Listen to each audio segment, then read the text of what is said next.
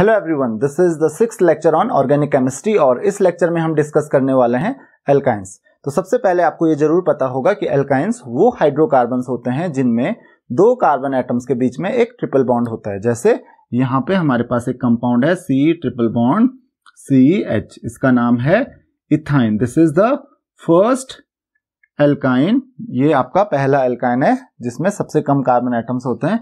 इसको हम एक और नाम से जानते हैं, दैट इज एसिटिलीन। तो एसिटिलीन भी हम इसको कहते हैं। तो the first alkyne is ethyne, और जो इथाइन का अगर हम एल्काइंस का अगर हम जनरल फॉर्मूला देखें दैट इज CnH2n-2। ये ध्यान रखिए आप, जो जनरल फॉर्मूला होता है एल्काइंस का दैट इज CnH2n-2। अब हम बात करते हैं सोर्सेज की। जो एल्काइंस होते हैं वो हमको मिलते कहाँ से? तो मेनली जो सोर्सेज होते हैं एल्काइंस के वो होते हैं नेचुरल गैसेस, क्योंकि इनको फ्री फॉर्म में इनकी जो एग्जिस्टेंस होती है वो बहुत कम होती है। तो आप इनको ऑब्टेन कर सकते हो नेचुरल गैसेस से, और जो पेट्रोलियम प्रोडक्ट्स हैं उनसे ये फॉर्म हो सकते हैं।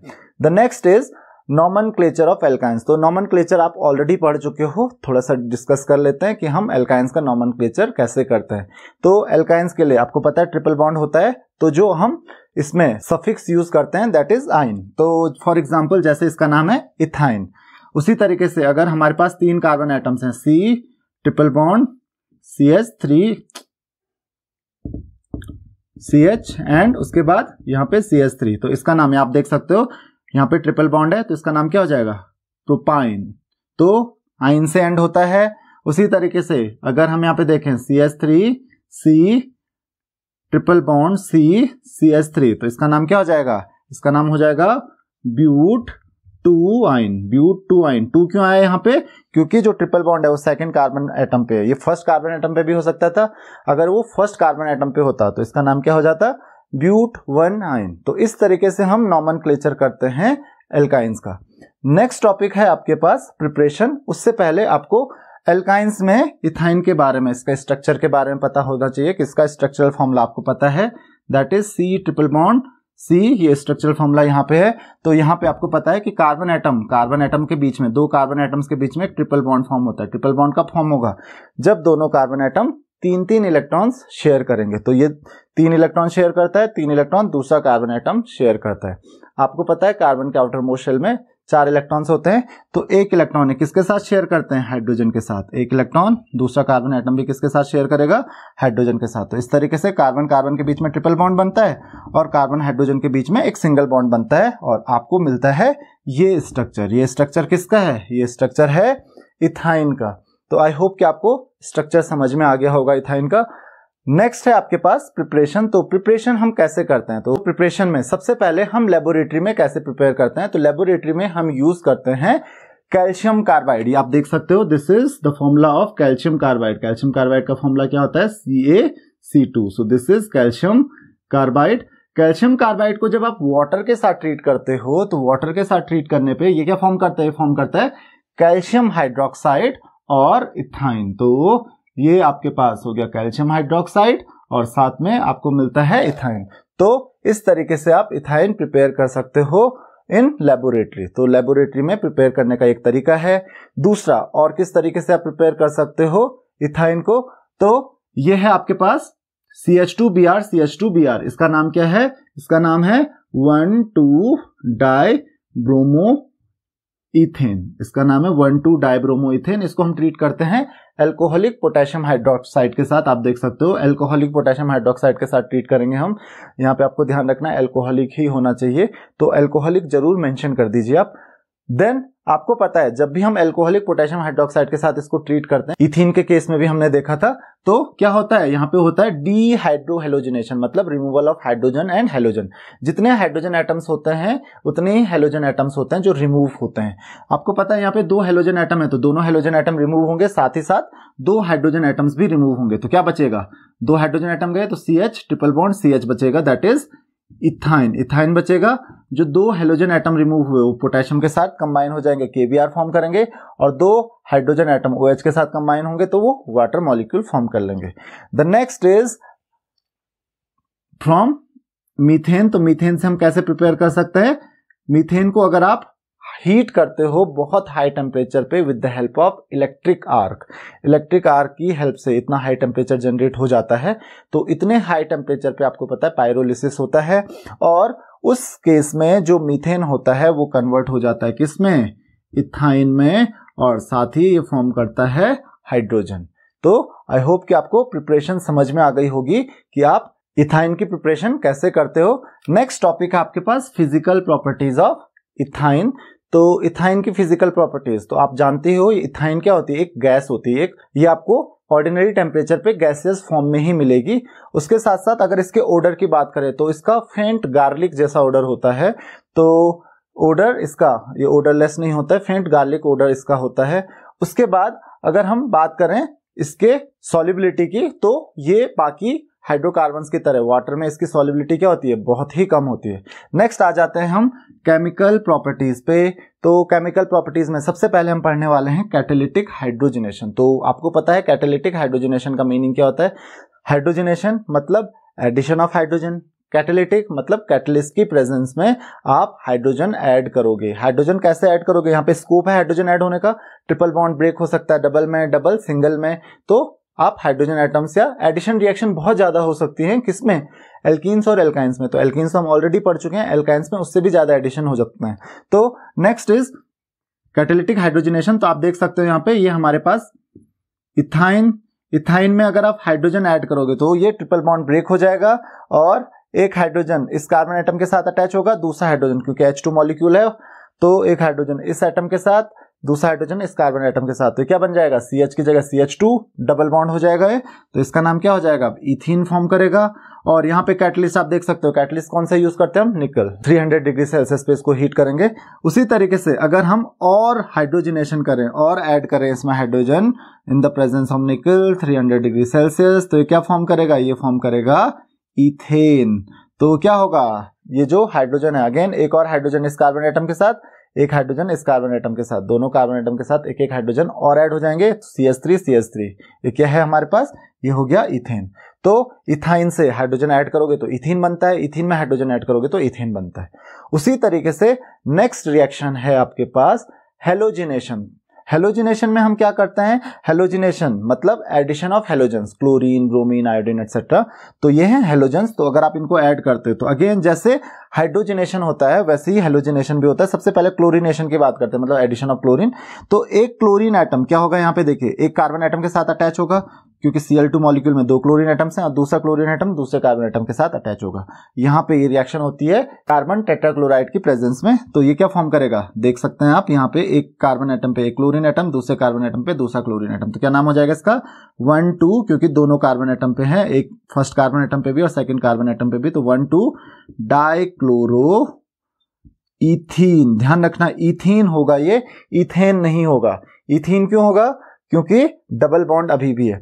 अब अगर आप फर्दर क्लोरीनेशन करते हो, क्लोरीन और ऐड करते हो, तो एक क्लोरीन और ऐड हो जाएगा इस कार्बन एटम पे, और एक क्लोरीन और ऐड हो जाएगा दूसरे कार्बन एटम पे भी। तो अब 2 क्लोरीन एटम एक कार्बन एटम पे आ गए, 2 क्लोरीन एटम दूसरे कार्बन एटम पे आ गए। तो इसका नाम क्या हो जाएगा, 4 क्लोरीन एटम हो गए, 1,1,2,2 डाई क्लोरो।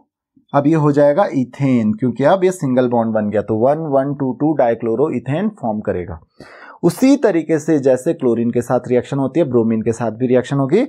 ये ट्रिपल बॉन्ड है, CH triple bond CH, bromine के साथ रिएक्ट करेंगे CCl4 में। तो एक ब्रोमीन एटम एक कार्बन एटम पे अटैच होगा, दूसरा ब्रोमीन एटम दूसरे कार्बन एटम पे अटैच होगा। यहाँ पे फॉर्म होगा CH double bond CH Br। तो इसका नाम क्या हो जाएगा, जैसे वहां पे क्लोरो था तो यहाँ पे ब्रोमो हो जाएगा, 1,2 die bromo ethene, 1,2 dibromo ethene इसका नाम हो जाएगा। ध्यान रखना इथीन होगा, ये इथेन नहीं होगा। उसी तरीके से अगर और ब्रोमीन आप ऐड करते हो, प्लस Br2 और करते हो ऐड, तो अगेन एक ब्रोमीन एटम और इस पे अटैच होगा, एक ब्रोमीन एटम और इस पे अटैच होगा, 4 ब्रोमीन एटम हो जाएंगे। तो इसका नाम क्या हो जाएगा, 1,1,2,2 टेट्रा, 4 के लिए टेट्रा यूज करते हैं, ब्रोमो इथेन। अब इथेन हो जाएगा। The next is reaction with iodine. तो आयोडीन के साथ जनरली ये रिएक्शन नहीं होती इजीली, आयोडीन के साथ ये रिएक्शन होती है in the presence of alcohol, और ये सिर्फ क्या फॉर्म करता है, डाई आयोडो इथीन फॉर्म करता है। इथेन तक ये नहीं आता है, टेट्रा आयोडो इथेन नहीं फॉर्म करता है। तो आई होप कि आपको ये समझ में आ गया होगा कि कैसे हेलोजिनेशन और हाइड्रोजनेशन होता है इथाइन का। The next is reaction with halogen acids. तो ये रिएक्शन काफी इंपॉर्टेंट है। हेलोजन एसिड्स के साथ कैसे रिएक्ट करते हैं? हेलोजन एसिड्स मींस HCl हो गया, HF, HBr, HI, ये सब क्या है? हेलोजन एसिड्स हैं। तो एक आध एग्जांपल देख लेते हैं हेलोजन एसिड के साथ रिएक्शन के। तो जैसे हम HCl के साथ रिएक्ट करते हैं तो सेम जैसे पहले रिएक्शंस हो रही थी अभी भी वैसे ही होंगी। मतलब यहाँ पे पहले जैसे दो हाइड्रोजन एटम थे तो एक कार्बन एटम के साथ एक हाइड्रोजन एटम अटैच होता था, दूसरे कार्बन एटम के साथ दूसरा हाइड्रोजन एटम। दो क्लोरीन एटम है तो एक कार्बन एटम के साथ क्लोरीन एटम, दूसरे कार्बन एटम के साथ दूसरा क्लोरीन एटम। अब यहाँ पे क्या HCl है तो एक कार्बन एटम के साथ एक हाइड्रोजन एटम अटैच होगा और दूसरे कार्बन एटम के साथ क्या होगा? क्लोरीन एटम अटैच होगा। अब क्या होगा देखिए यहाँ पे आप देख सकते हो इस कार्बन एटम किसी के साथ भी आप ऐड कर लो, इस कार्बन एटम के साथ हाइड्रोजन ऐड हो गया और दूसरे कार्बन एटम के साथ क्लोरीन ऐड हो गया। तो इसका नाम क्या हो जाएगा? आप देख सकते हो क्लोरो यहाँ पे आ गया तो इसका नाम क्या हो जाएगा?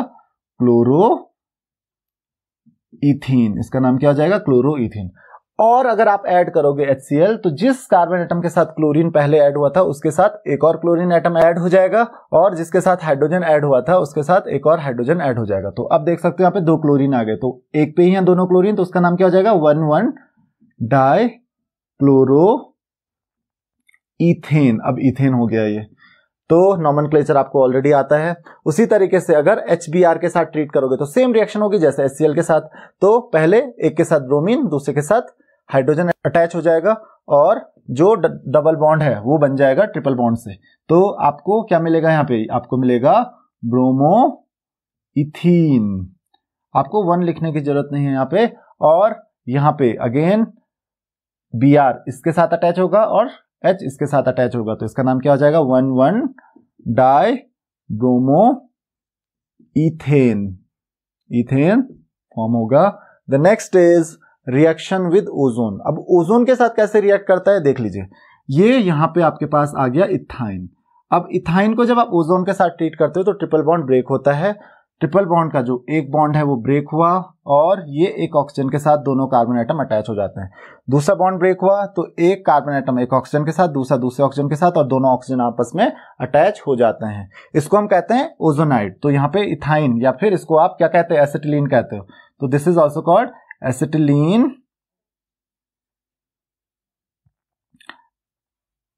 Acetylene ozonide. इसका नाम क्या हो जाएगा? Acetylene ozonide. तो ओजोनाइड इस तरीके से ये फॉर्म करता है। अगला है कंबशन। तो आपको पता है हाइड्रोकार्बन्स को आप जब भी बर्न करते हो, जब भी इनका कंबशन करते हो तो कंबशन में ये हमेशा क्या फॉर्म करते हैं? कार्बन डाइऑक्साइड और वाटर फॉर्म करते हैं। तो ये आपको ऑलरेडी पता है। आपको जस्ट क्या करना है? इस रिएक्शन को बैलेंस करना है। C2H2 प्लस O2 क्या फॉर्म करेगा? CO2 plus H2O। तो इस रिएक्शन को आप बैलेंस कर लीजिए और साथ में ही क्या होगा? एक great amount of heat evolve होगी। ऑब्वियसली कंबशन होगा तो वहां पे हीट इवॉल्व होती है तो आपको एक लार्ज अमाउंट ऑफ हीट भी वहां पे मिलेगी। Next is oxidation with dilute alkaline KMnO4। Potassium permanganate के साथ डाइल्यूट और एल्कलाइन KMnO4 के साथ आप ट्रीट करते हो जब किसको? इथाइन को। तो ये हो गया आपके पास इथाइन।